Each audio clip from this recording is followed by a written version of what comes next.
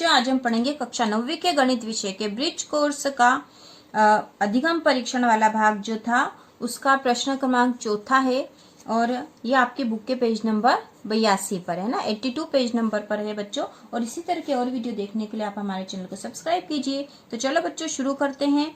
प्रश्न 4, अनियमित आकृति का परिमाप धागे की सहायता से ज्ञात कीजिए। तो इस तरह के प्रश्न हम पहले कर चुके हैं कि किसी अनियमित आकृति का हमने धागे की सहायता से परिमाप निकाला था बच्चों। तो परिमाप क्या होता है बच्चों? परिमाप बराबर चारों ओर का माप है ना। किसी भी आकृति के जो चारों ओर का नाप होता है वही इसका परिमाप होता है। तो इसका परिमाप क्या होगा कि इसकी यहाँ से लेकर यहाँ से यहाँ तक की जो दूरी होगी इसका परिमाप होगा। तो हम इसको आसानी से धागे की सहायता से नाप लेंगे और निकाल लेंगे। तो चलो करते हैं। तो ये होगा, हमें इसके लिए आवश्यकता है एक स्केल की और एक धागे की है ना। कोई सा भी धागा आप ले सकते हो, ये दिख रहा होगा आपको, सामान्य धागा है ना, कोई सा भी धागा ले लो। तो मैंने शुरुआत करने के लिए इसमें गठान लगा दी है ना कि यहाँ से मैं रखूंगी इसको और फिर मैं इसको नाप लूंगी कि ठीक है बच्चों। तो चलो यहाँ से शुरू करती हूँ, मैं यहाँ से रखूंगी है ना।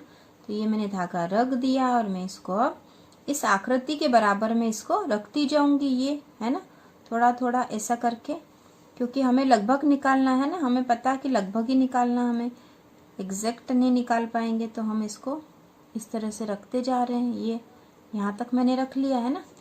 यहाँ के बाद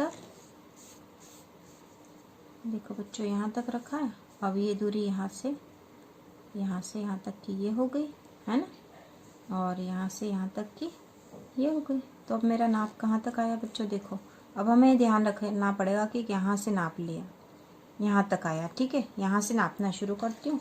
अब देखो मैंने स्केल पे यहाँ तक आया था तो मैंने यहाँ रख दिया, इससे गठान तक नाप लेंगे हम। तो ये तो हो गया 15 सेंटीमीटर है ना। यहाँ तक कितना हो गया? 15 सेंटीमीटर है ना। तो ये 15 सेंटीमीटर हो गया था। फिर से इसको नाप लूँगी तो 4 सेंटीमीटर और आ गया गठान तक है ना। तो 15 और 4 नहीं आया, पूरा आधा ही आया, ठीक है, 3.5 मान लो। तो 15 और 3.5 हो गया है ना। तो ये हो गया 15 और 3.5, तो कितना हो गया? 18.5, ठीक है, 18.5 सेंटीमीटर लगभग। तो हम कर देंगे 18.5 सेंटीमीटर है ना, सेंटीमीटर लगभग, ठीक है। तो ये हमने नाप लिया। आसान तरीका है ना बच्चों, आप ये सब कर लोगे है ना। देखो अब दूसरा देखो, दूसरे को भी मैं ऐसे ही नापूंगी है ना। दूसरे को भी ऐसे एक जगह बना लेंगे कि हमने यहाँ से शुरू करा है ना, तो हमें ध्यान रहेगा। तो ये रख दिया हमने और इस धागे की सहायता से हम इस आकृति के बराबर इस धागे को जहाँ लाइन जा रही है उसके बराबर थोड़ी दूरी पर रखते जाएंगे। ये रहा है ना, और हम इसको नाप लेंगे। आसान सा तरीका, आप तो खुद ही कर लोगे। देखो बच्चों यहाँ तक हो गया। अब ऐसे रख दो है ना, ये हो गया, ठीक है, ये हो गया और ये हो गया और यहाँ तक है ना। फिर ये और फिर ये और फिर इसको गोलाई में रखना, हमें थोड़ा सा ऐसे रखा और फिर ये यहाँ तक आ गया है ना, लगभग यहाँ तक आ गया ये, ठीक है। हमने कहाँ से शुरू करा था वो हमें पता है, तो बस अब इसको नाप लेंगे कि यहाँ तक आया था है ना। तो यहाँ तक को मैंने 0 पे रखा और नाप लिया 15 सेंटीमीटर, तो ये हो गया है ना।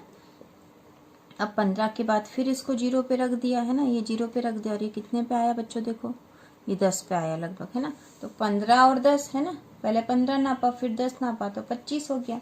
तो ये इसका परिमाप हो गया 25 सेंटीमीटर है ना, 25 सेंटीमीटर नाप हो गया है, ठीक है। अब देखो तीसरा, देखो तीसरा है ना, इस आकृति पे भी हम नापना शुरू करते तो हमें एक जगह निश्चित कर लेनी चाहिए कि हम यहाँ से नाप रहे हैं। तो मैं यहाँ से नापना शुरू करती हूँ।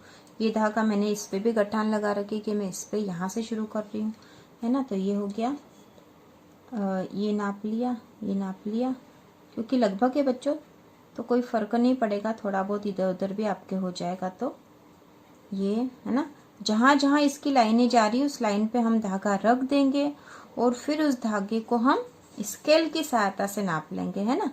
कहाँ से?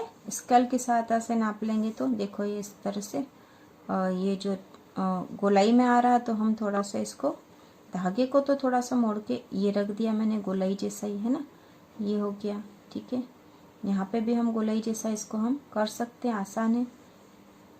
ठीक है, ये नाप लिया इतना और ये नाप लिया बच्चों मैंने फिर यहाँ पे, है ना, और ये नाप लिया। तो मेरा धागे का नाप कहाँ तक आया बच्चों, देखो ये यहाँ तक है ना, यहाँ तक आया। तो मैं यहीं से शुरू करूँगी, जहाँ तक आया वहीं से, क्योंकि आगे तो मुझे पता है कि कहाँ तक आएगा। ये 15 तो ये हो गया बच्चों, है ना, ये 15 हो गया, है ना। फिर मैं यहाँ तक आया था तो फिर मैंने इसको 0 पे रख दिया और ये कहाँ तक आया, लगभग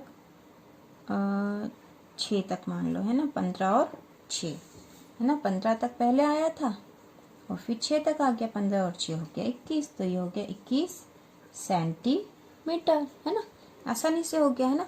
अब देखो चौथा, देखो चौथे की आकृति कैसी है ना, बहुत टेढ़ी मेढ़ी जा रही, तो भी हम इसको नाप लेंगे। कहाँ से शुरू करूँ, यहाँ से कर लेती हूँ, है ना।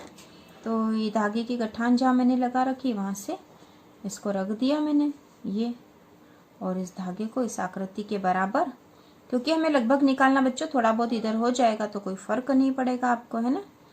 और ये रख दिया, है ना। और अब इधर गोलाई में भी लेते जाएंगे हम इसको, और इस तरह से धागे की सहायता से हम नाप लेंगे कि हाँ इतना है।